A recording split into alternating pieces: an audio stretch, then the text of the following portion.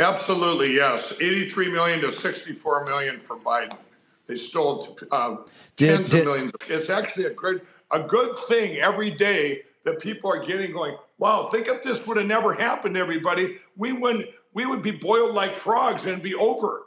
Now everybody's, their eyes are being opened. Everybody's eyes are being opened. And we're going to get to a great place out here. We're going to look back and say this was all in God's timing, not our timing. And everything had to happen just the way it did for a reason, to get more and more people So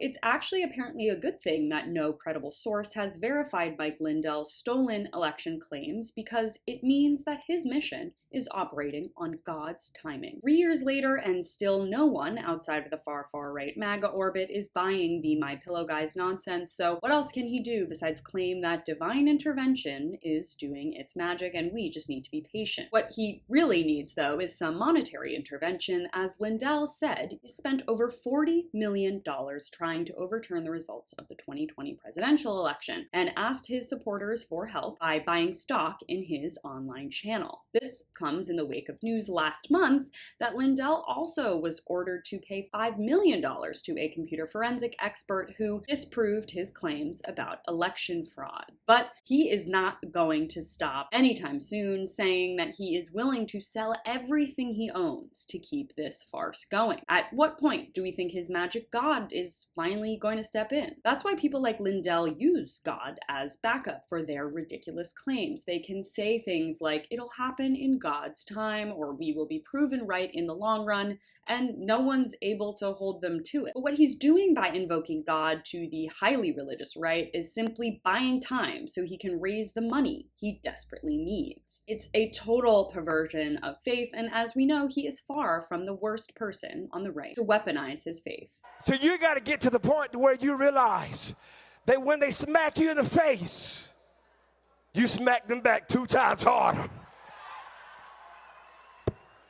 Oh, y'all thought I was about to say something else. The Bible said that we take the violence, take it, and we take it by force.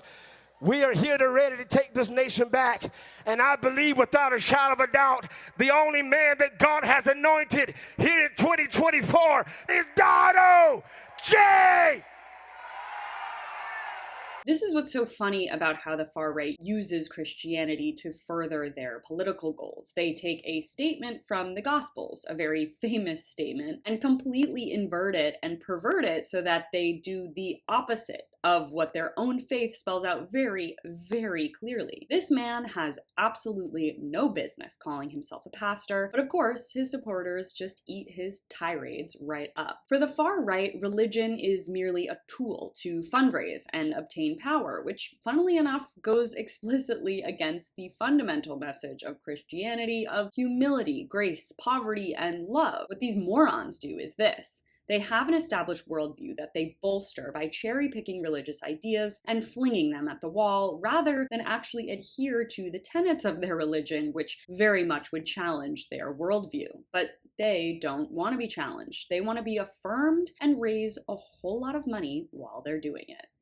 For more of my videos on the breakdown, stay right here. You can check out my latest video on the real reason Fox News won't dump Trump by clicking on the link in the description box below. Thanks so much for watching. You can follow me on all platforms at Caro Johnson 917.